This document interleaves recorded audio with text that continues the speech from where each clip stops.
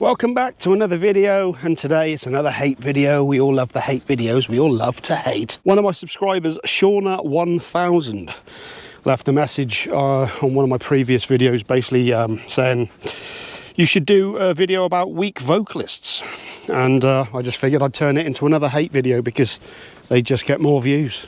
Let's not fuck about, let's get straight into it. First one, Anthony Kiedis, Red Hot Chili Peppers, can't stand him. Now, unlike a lot of the viewers of this channel, I do actually like the Red Hot Chili Peppers. There's no denying they've written some fucking great songs over the years. Flea is an absolute beast on the bass. John Frusciante is an incredible guitar player. And Chad Smith, who, in my opinion, is a very underrated drummer, or as underrated as you can be in a band that has sold tens of millions of albums.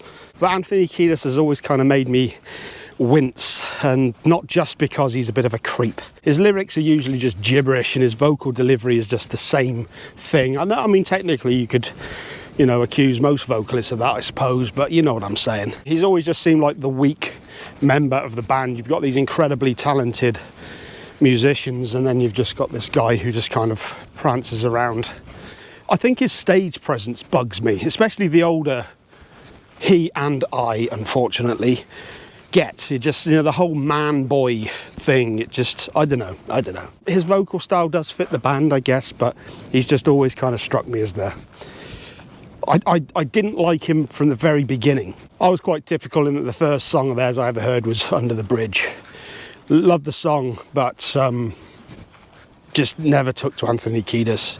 His vocals kind of irk me a little after a while, so I think a lot of people will probably agree with me on this one. Next up, from Cathedral and Napalm Death, Lee Dorian. Now this one comes with a bit of a caveat because I only hate a certain part of his vocal, as Necrotic Nick might say, the spooky Lee Dorian kind of vocal. You know what I'm talking about. And especially on some of the earlier stuff, you know, you had stuff like Ride and Witchfinder General and this absolute awesome Sabbath worship.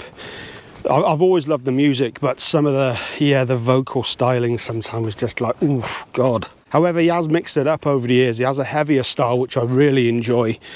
And he also has this more fuzzed out, trippy tone, which I really enjoy as well. So it's definitely more the, you know, the crazy kind of Lee Dorian style. Having said that, one of my favourite songs there is Funeral of Dreams from their 2010 album, The Guessing Game, which is trippy as hell, and he is kind of doing the spooky kind of why is he doing the spooky lyrics vocals on that one? Anyway, I fucking love that song. Another song I fucking love from their last album is Cathedral of the Damned. His vocals on that one, and the lyrics as well, are just absolutely spot on. So Lee Dorian, I do enjoy a lot, but it's more that, yeah, the spooky Lee Dorian that I can't stand. But Cathedral, when they're great, they're fucking awesome.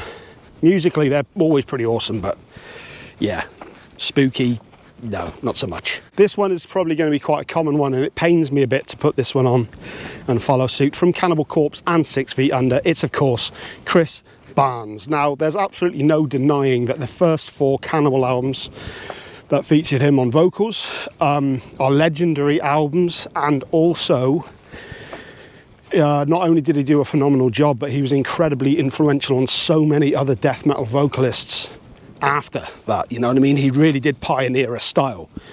You have to hand that to him. Some of the earlier 6 Feet Under stuff as well was perfectly decent as well, but I think this is more just he's never hidden his love of smoking weed, and there's no doubt that it's taken its toll on his vocal cords over the years, along with the screaming live, of course. And quite frankly, some of the later stuff with 6 Feet Under, it just comes across as pretty lazy, as in, like, you know, just not even trying that hard. But however, to give credit where it's due, he did quit smoking weed a year or so ago, I want to say, and there has been some recent live footage of him playing, and he sounds pretty decent. I'm not going to say he sounds great. I'm not going to say he sounds like he used to, but it's definitely made an improvement, and it's nice to hear. So, you know, are his best days behind him?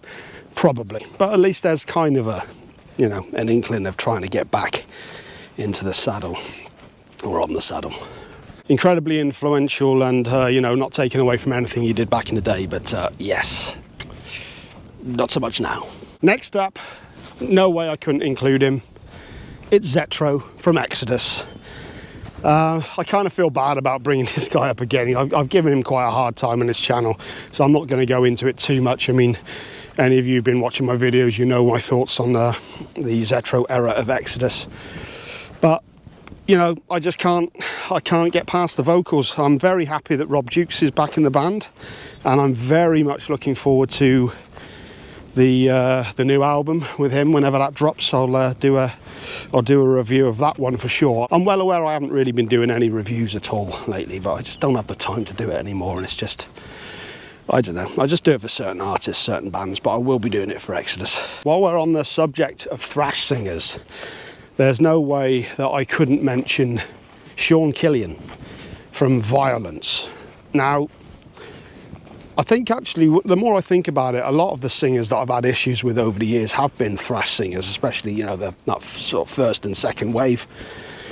But, you know, I also admit that there's kind of a charm to them, and a lot of times it does fit the music, and you could argue that for Sean Killian for sure. But he can't sing. I mean, on Eternal Nightmare especially, which is a fucking great album musically. I mean, you know, the Vio-Lence are kind of similar to Exodus in a way for me, in that I've always admired the music. I've always loved the actual, you know, the songwriting and the energy of the songs. But man, he cannot sing. You know what I mean? There's times where he really cannot hold a note at all, which is a real shame because they're great songs. Like I said, I think that's something that you can accuse a lot of thrash singers of. But Sean Killian, for some reason, has always really stood out, and I don't think I'm alone on that. I don't think many people regard Sean Killian as a particularly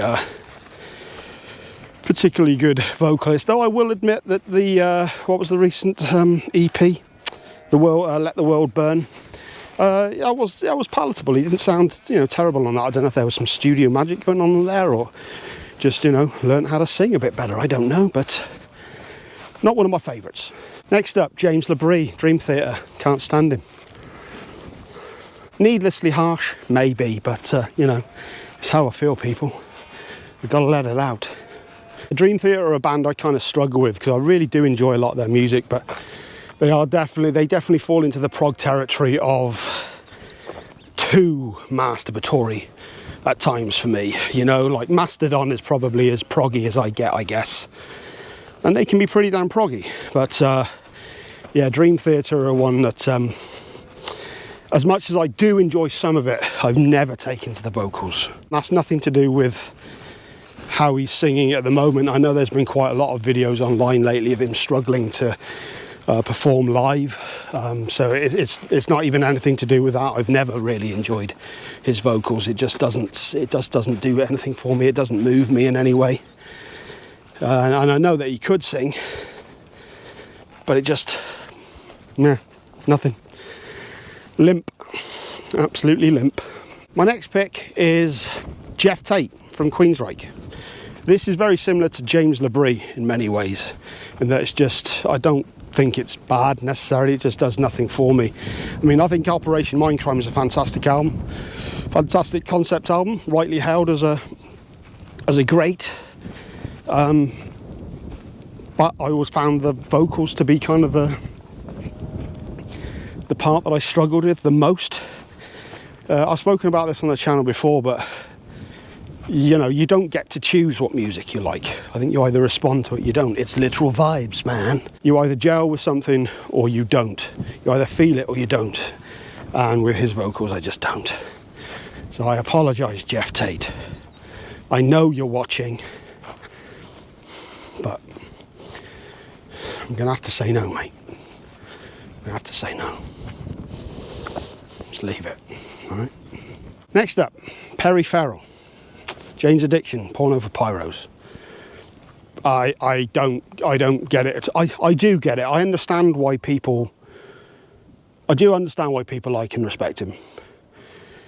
He is talented, he is a good front man, he's clearly a good businessman. I mean, Lollapalooza alone, you know, he helped put a lot of bands in the limelight, you know, I respect him for that, but vocally it does nothing for me. Again, I just can't feel it. I've never been able to stomach him, if I'm quite honest. I don't know if I can explain. I don't know. I don't even really have a reason for it. It just doesn't work for me. Never has. It never will. I've tried Jane's Addiction many times. Musically, I think they're great, but the vocals just do nothing for me. Nothing. And I'm sticking with that.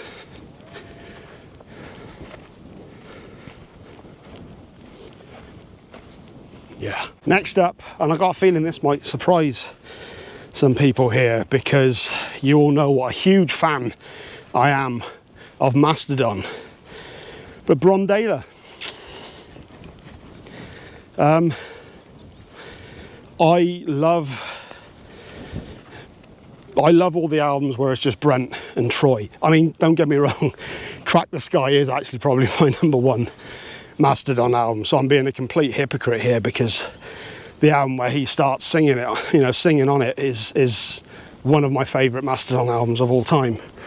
But it's kind of minimal. I guess it's not so much that I think he's a bad vocalist, it's more the fact that it's just become so much more prevalent with each album.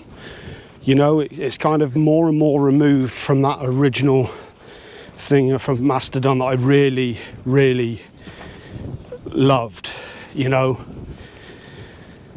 Remission, Leviathan, Blood Mountain, there's something really special about those albums. And Crack the Sky, like I said, Brondela doesn't sing a huge amount on that album, but it's there. It's just sort of adding an extra flavour, which I think is fine. But as I said, it's just kind of gotten more and more prevalent over the years. I'm very curious to see how the next album goes. I know that a lot of people have been talking about Brent's contributions over the years have been getting less and less, and therefore, will he be missed that much? But his presence and his songwriting was still there. And I'll be honest, a lot of Brent's stuff is probably my favourite.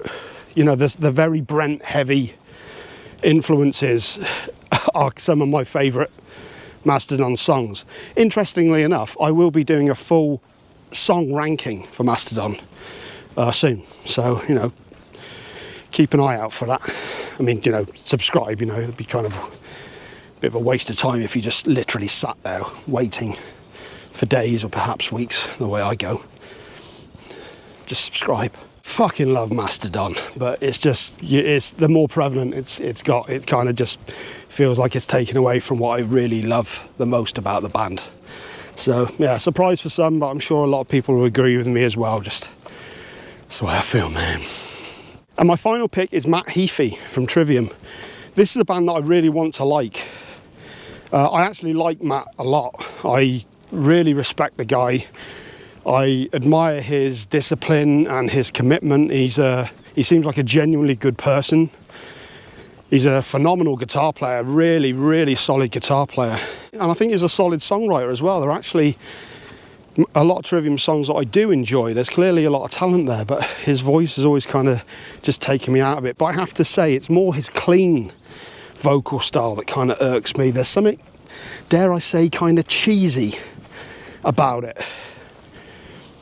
Just, it kind of, weirdly in a way, it kind of doesn't, no, I don't know if cheesy is the right word. It kind of seems to lack emotion in a weird way. It seems more performance driven than emotion, if that makes any sense at all.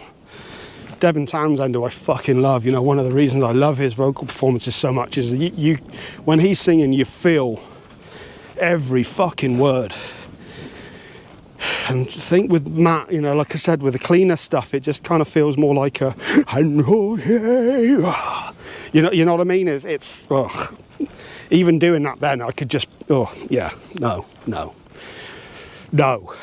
A band that I want to love, but yeah, it's just not going to happen, I don't think. Some great songs here and there. In the Court of the Dragon was actually a really solid album, I thought, but again, the vocals just, no. Belch. I had some Razzlers. Is it Razzlers? Or Frazzles? Frazzles, yeah. Gross. So there we go. 10 vocalists that I can't fucking stand. Or, kind of would rather listen to others or take me out of it, you know what I'm saying. But anyway, so that's another video done. Mark that off. I am getting closer to launching my new channel. It's taken me a fucking age to edit the first video together. The channel is going to be called Benneth. The reason why I'm calling it Benneth is because it's going to be more of a vlogging channel. It's going to be more like what I'm getting up to. And there's got a lot of travel in the first 5 videos. The reason I'm calling it Benneth, a good friend of mine who passed away back in 2019. One of my best friends, actually. That's why he used to call me Benneth. Whenever he used to see me, he'd be, ah, Benneth. So yes, because my name's Ben. So, you know, it's not a stretch to get to Benneth, is it really? So that'll be launching soon. I'll give you all a full update when that's ready to go. I'm very much looking forward to getting that channel going. I think it's going to be a lot of fun, but I'm still going to be carrying on with this channel as well. So don't worry about that. There'll still be lots of useless rankings that mean fuck all in the great scheme of things.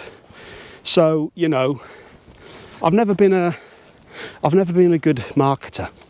You know what I mean? I've never really been good at selling myself. Do you know what I mean? Every time I do something, it's followed by, you know, I got this thing happening and it's probably shit.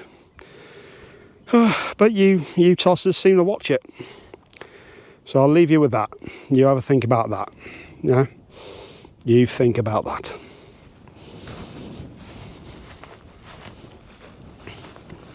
Yeah.